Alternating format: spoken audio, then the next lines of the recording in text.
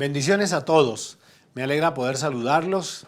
Estoy muy contento y agradecido con Dios por la manera como ustedes responden a estas enseñanzas que compartimos todo el tiempo. Gracias por sus oraciones. Gracias por enviarle el link a otras personas también. Y bueno, yo me siento muy animado cuando veo que ustedes participan conmigo y con este equipo que está a mi lado para que estos tiempos de estudio bíblico podamos disfrutarlo. Hoy quiero compartir con ustedes un tema que tiene que ver con los privilegios que significa creer en Cristo, creer en Dios. Y quiero utilizar alguna referencia bíblica. Primera de Juan, capítulo 3, el versículo 1 hasta el 3. Y seguramente luego voy a leer otros, pero quiero que escuchen. Si tienen una Biblia a la mano, tómenla. Si no está bien, nosotros vamos a reproducir los textos aquí. Dice, mirad cuál amor nos ha dado el Padre para que seamos llamados hijos de Dios. Por esto el mundo no nos conoce, porque no le conoció a Él. Dice, amados, ahora somos hijos de Dios y aún no se ha manifestado lo que hemos de ser, pero sabemos que cuando Él se manifieste, seremos semejantes a Él, porque le veremos tal como Él es. Luego el versículo 14 de ese mismo capítulo dice, nosotros sabemos que hemos pasado de muerte a vida. Dice, el que no ama a su hermano permanece en muerte. Luego dice el versículo 21 y 22, amados, si nuestro corazón no nos reprende, confianza tenemos en Dios. Y cualquiera cosa que pidiéremos, la recibiremos de Él, porque guardamos sus mandamientos y hacemos las cosas que son agradables delante de Él. Bien, como ustedes pueden notar, el escritor de esta carta, San Juan, entra en este capítulo diciendo, mirad, como sorprendido o queriéndonos sorprender. Dice, mirad cuál amor nos ha dado el Padre, que seamos llamados hijos de Dios. Cuando estaba leyendo este texto en mi devocional personal, entré a considerar esto, la expresión mirad, es decir, observen, valoren, alégrense, sorpréndanse. Eso es lo que el texto inicialmente quiere decir. Miren ustedes, cuál amor, qué grande amor nos ha dado el Padre. Y en eso, pues me quedé muy sorprendido. Es como cuando uno dice, va en un carro y ve un paisaje hermoso y uno dice, miren qué hermoso es. O miren qué majestuoso es esto. El Cañón del Colorado en los Estados Unidos, al cual Dios me ha dado la oportunidad de ir. O ir a Canadá y ver el hielo en las montañas. Me sorprende. Pareciera que Juan lo que quisiera transmitirle a la iglesia es eso, la sorpresa, pero la admiración al mismo tiempo de ser privilegiado. Y es que no puedo desconocer el privilegio que tengo. Y usted que está en casa, que es cristiano, que conoce a Cristo, no puede desconocer el privilegio que tiene, que es lo que San Juan quiere decir aquí. Usted me preguntará a mí, Pastor Trejos, ¿y qué quiere decir eso? ¿Qué es un privilegio? La RAE define, la Real Academia define, un privilegio es una exención de una obligación o es una ventaja exclusiva que tiene una persona por concesión de un superior. Cuando la RAE dice que un privilegio es una exención de una obligación, sucede como cuando éramos eximidos en el colegio de presentar examen de matemáticas porque todo el año nuestras calificaciones habían sido tan buenas que el profesor me llamaba y me decía, Trejos, no, si quiere presentar el examen, preséntelo, pero no, usted está exento, usted está privilegiado. Es decir, yo me podía ir a la clase, ver a todos mis compañeros, presentar el examen y yo echarme airecito y reírme. Era un privilegio que me daba el profesor por mi conducta, por mi aprendizaje durante el año. O lo mismo que pasa con su hijo.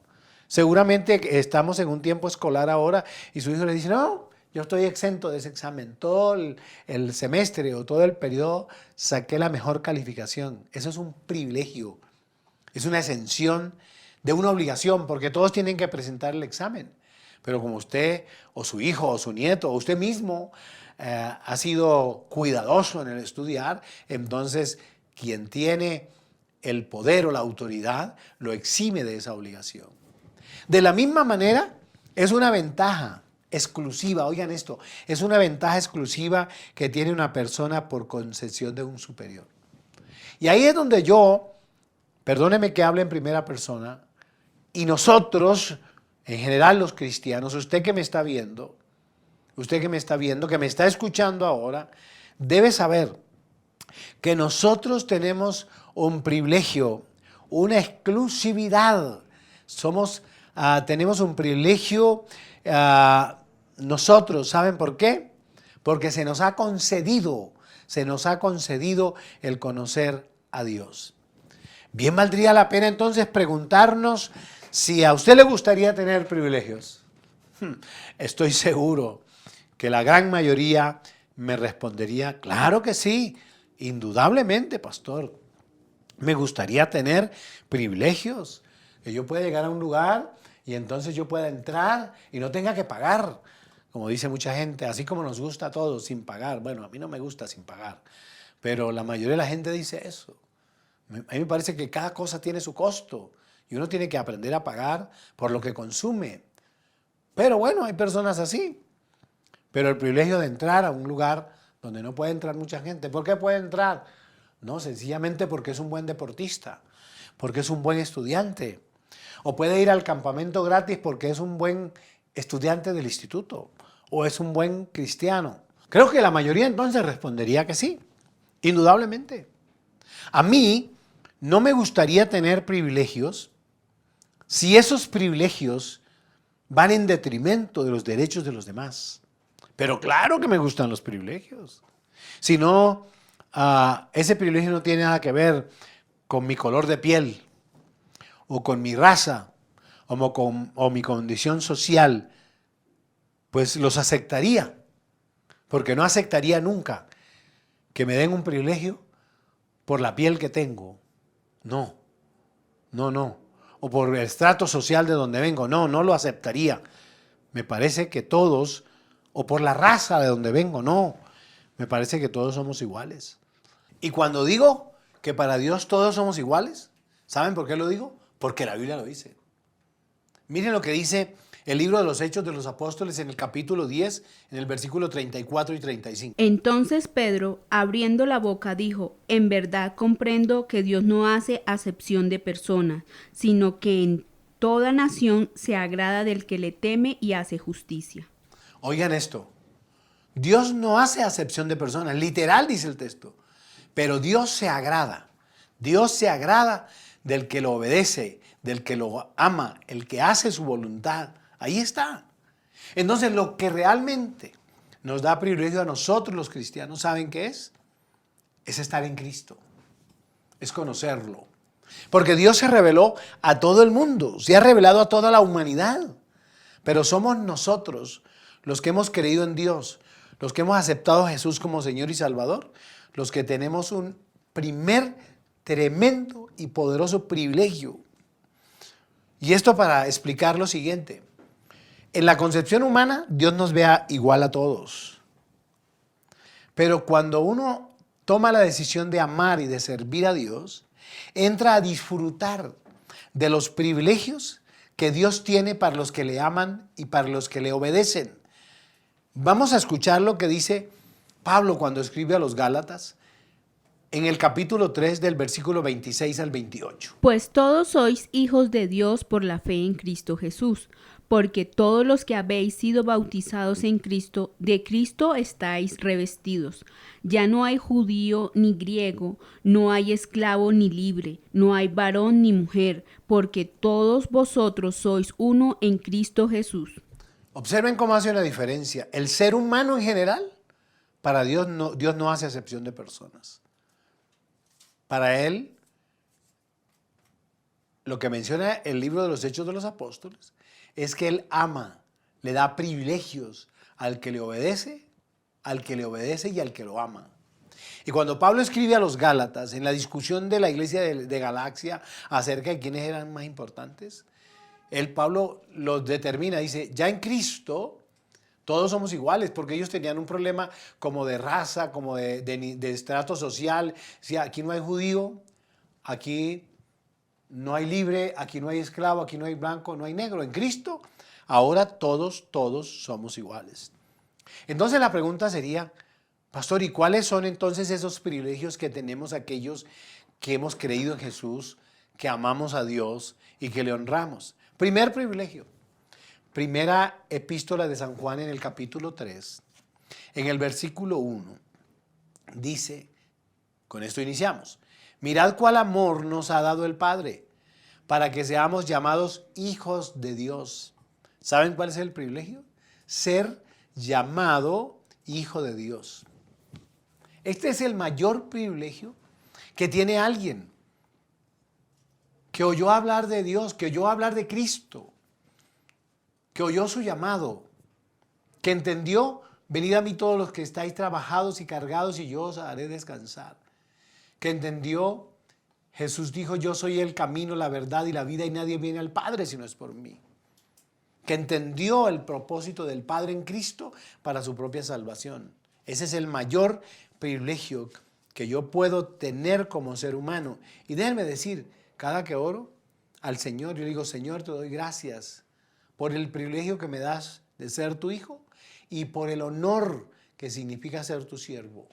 El honor de saber que usas mi boca para que este mensaje llegue a multitudes.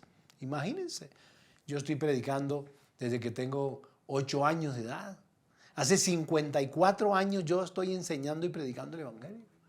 Yo recuerdo que muy joven, cuando fui evangelista, cuando completé 10,000 personas que se habían aceptado a Cristo en las campañas que hice por años y por años, ahí ya no volví más a llevar la cuenta.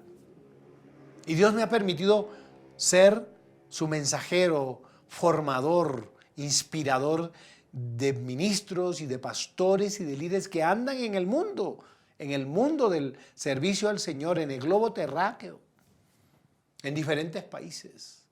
Muchos de ellos tienen iglesias enormes, congregaciones de 5, 10,000, 15,000 personas.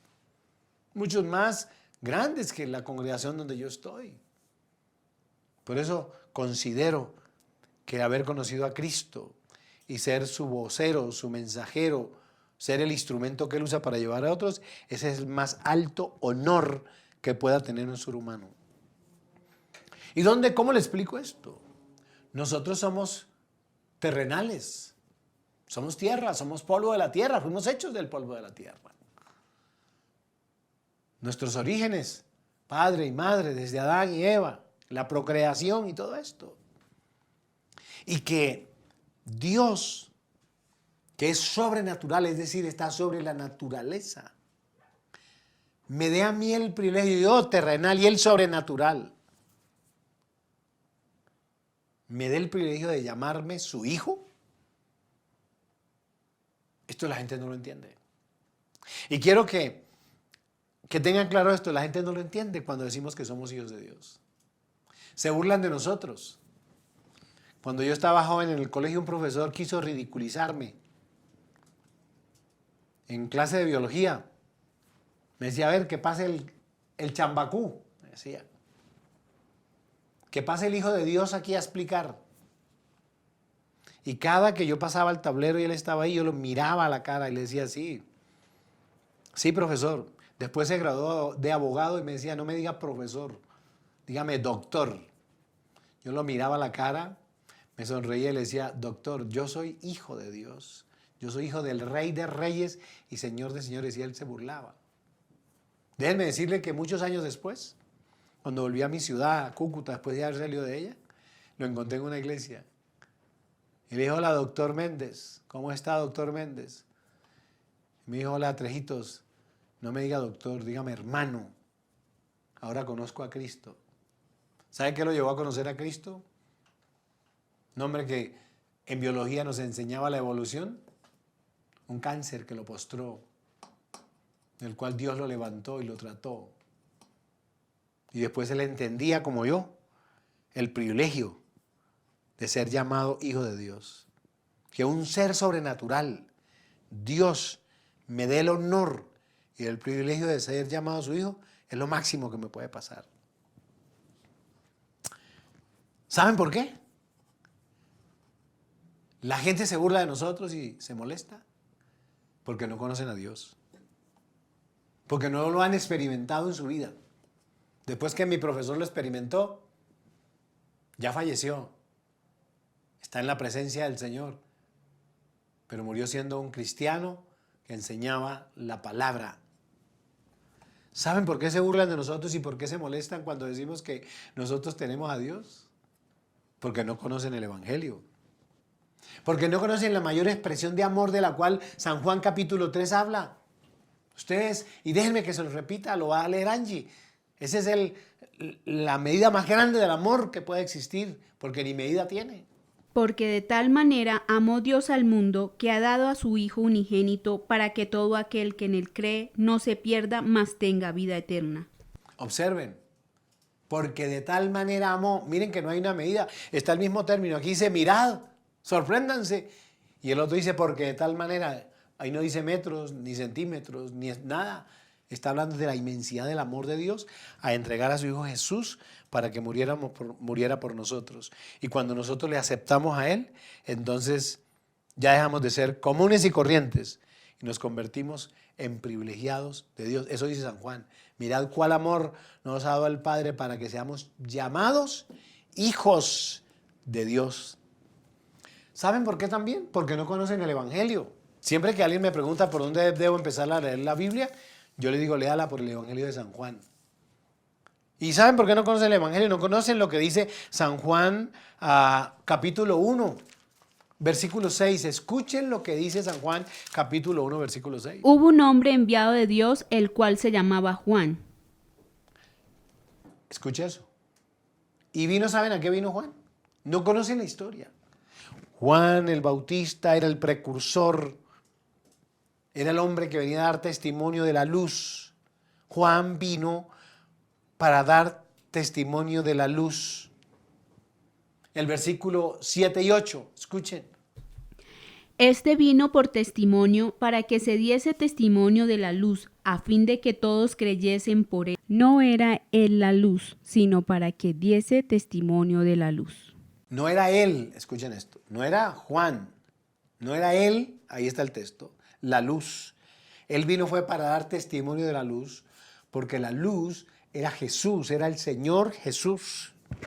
A eso vino, para dar testimonio de la luz.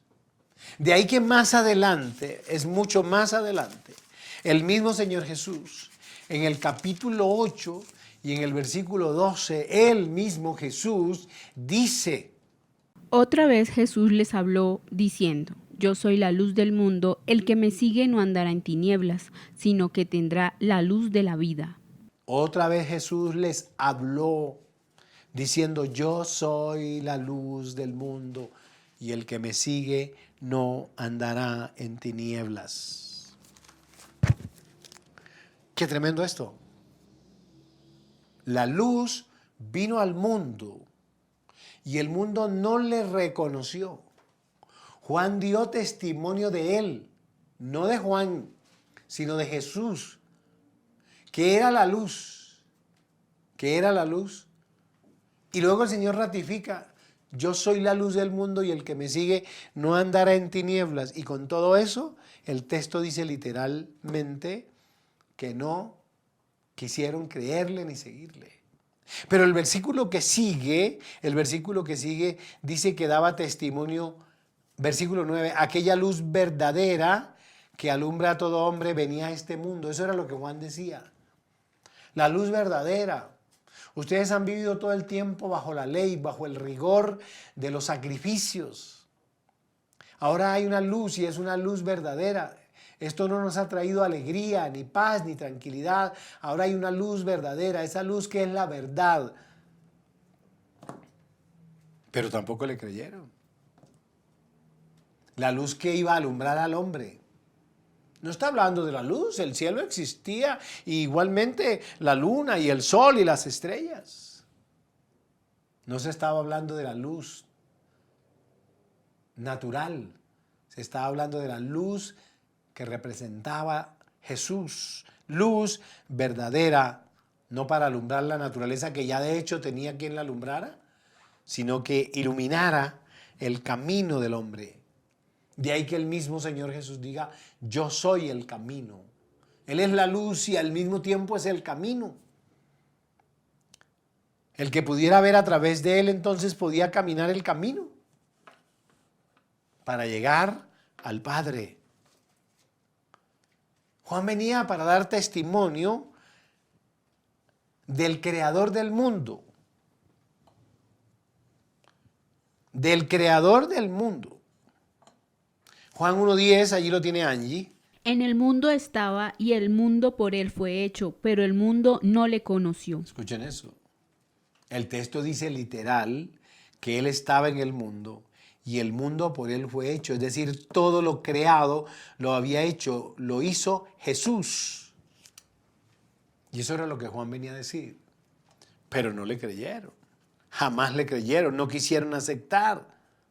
En Colosenses, hay un texto maravilloso en el capítulo 1. Déjenme que lo voy a leer, déjenme que yo lo voy a leer. Capítulo 1, del versículo 15 al 19. Dice, Él es la imagen del Dios invisible. Jesús es la imagen del Dios invisible. Porque nadie ha visto a Dios. Vimos a Jesús que es la imagen de Dios. El primogénito de toda creación. Es decir, que ya estaba en la creación con el Padre, creando lo que hay. Porque en Él fueron creadas todas las cosas, dice. Las que hay en los cielos y las que hay en la tierra. Las visibles e invisibles. Sean tronos, sean dominios, sean principados, sean potestades. Y todo fue creado por medio de Él. Escuchen eso. Por medio de Él y para Él. No era sino la palabra creadora y todo era hecho. Dice, y Él es antes de todas las cosas y todas las cosas en Él subsisten. Y Él es la cabeza del cuerpo que es la iglesia. Él que es el principio, el primogénito de entre los muertos, para que en todo tenga la preeminencia. Por cuanto agradó al Padre que en Él habitase toda plenitud. Y por medio de Él reconciliar consigo todas las cosas, así las que están en la tierra como las que están en los cielos, haciendo la paz mediante la sangre de la cruz. Qué interesante es esto. Eso era lo que venía a hacer Juan. Juan el Bautista, que la historia lo conoce, que la historia de la religión sabe quién es, que nos lo enseñaron en el catecismo, el que vino a anunciar la venida del creador de todo. Ese es Jesús y el mundo no lo conoció. De ahí que el texto diga, a lo suyo vino, versículo 11, y los suyos no le recibieron. ¿Sí oyen eso? Lo mataron, lo asesinaron.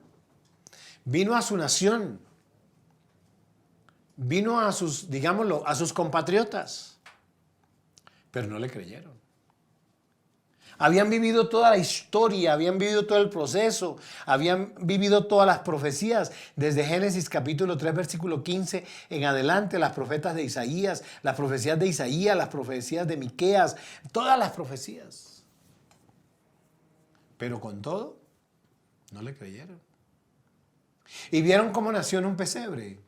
Y vieron cómo los ángeles anunciaron su nacimiento, cómo los ángeles cantaban, cómo los magos vinieron desde tan lejos para certificarlo. Lo oyeron a él, lo vieron hacer milagros y con todo eso lo mataron. ¿Saben por qué? Porque sus ojos fueron entenebrecidos, enceguecidos. No pudieron ver y no pudieron reconocer. Lo mataron. Por eso el texto dice que no le conocieron. Dice, A los suyos vino y los suyos no le reconocieron. Y en lo que leímos de San Juan, en el capítulo 3, dice claramente: mirad cuál amor nos ha dado el Padre para que seamos llamados hijos de Dios. Por esto el mundo no nos conoce, porque tampoco le conoció a Él. ¿Y saben cuál es entonces el privilegio? ¿Saben cuál es entonces el privilegio? Lo que dice el versículo 12. Angie, léame eso que dice el versículo 12 del capítulo 1. A mí me encanta ese versículo. Mas a todos los que le recibieron, a los que creen en su nombre, les dio potestad de ser hechos hijos de Dios. Oigan esto. Mas a todos los que le recibieron. Déjenme que me incluya. Mas a todos los que le recibimos, a los que creemos en su nombre, nos dio potestad. ¿Sabe qué es potestad? Poder, facultad de ser hechos hijos de Dios.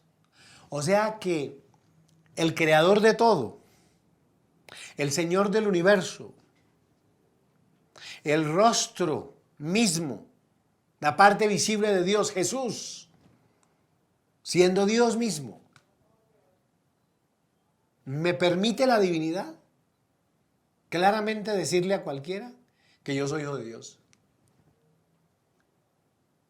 Porque a los suyos vino y los suyos lo rechazaron y lo mataron. Dice, pero a todos los que le recibieron, yo le recibí un día. A todos los que le creímos, le creemos, yo le creo. A los que creemos en su nombre, sé que hay poder. En el solo nombre de Jesús hay poder. Lo he experimentado millones de veces, miles de veces. He visto cómo los espíritus demoníacos corren solamente mencionando el nombre de Jesús, el Hijo de Dios. He visto cómo se caen, cómo se derrumban los demonios frente al nombre del poderoso Jesús de Nazaret, Hijo de Dios. Poderes, potestades espirituales terribles, diciéndome, maldito, no menciones ese nombre, no lo menciones. He estado predicando en muchos lugares en el mundo y cuando he estado hablando acerca del poderoso nombre de Jesús, en medio de la congregación, de la reunión, hay gente que grita desesperada porque no soportan oír ese nombre. He visto a muchos taparse los oídos, decir ese nombre no. Y aquí dice, ese del que les estoy hablando, me dio potestad de ser hijo de Dios. Y San Juan dice, porque no son engendrados de sangre, ni de voluntad de carne, ni de voluntad de varón, sino de Dios. Oigan esto, no es voluntad de carne, no fue el deseo de mi padre y mi madre unirse sexualmente para tenerme a mí, no. No es una línea de sangre lo que traigo. No es la voluntad de la carne, sino de Dios. Por eso este privilegio nosotros tenemos que valorarlo como cristianos. Aquí está ese privilegio. A los que creemos en su nombre, a los que entendemos haber sido engendrados en Dios no por hombre, sino por Él, este es nuestro mayor privilegio. Ser llamados hijos de Dios. ¿Usted también puede serlo? ¿Usted también puede serlo? Y si usted no tenía claro esto, téngalo claro. Pero usted, amigo que me está escuchando, también puede hacerlo. Porque en ese más a todos, usted cabe. Más a todos los que le recibieron, recíbale esta noche. Crea en Él. Tome una decisión y operará en usted un cambio de vida. Lo mismo que dice Corintios, 2 Corintios 5:17. De modo que si alguno está en Cristo, estamos diciendo, de modo que si alguno está en Cristo, está guardado, protegido, privilegiado por Dios. Pero además, si alguno está en Cristo, nueva criatura es. Las cosas viejas pasaron, ahora todas son hechas nuevas. Los bendigo y los invito a que crean en Él, a que se sientan ustedes, hermanos cristianos, cuando se sientan menospreciados por los demás, sonríanse y alégrense ustedes y yo, Somos hijos de Dios, no por voluntad de un hombre o de una mujer, sino por voluntad de Dios, dice San Juan capítulo 1, versículos 12 y 13. Feliz noche para todos. Cómo me alegra compartir con ustedes este tiempo. Bendiciones.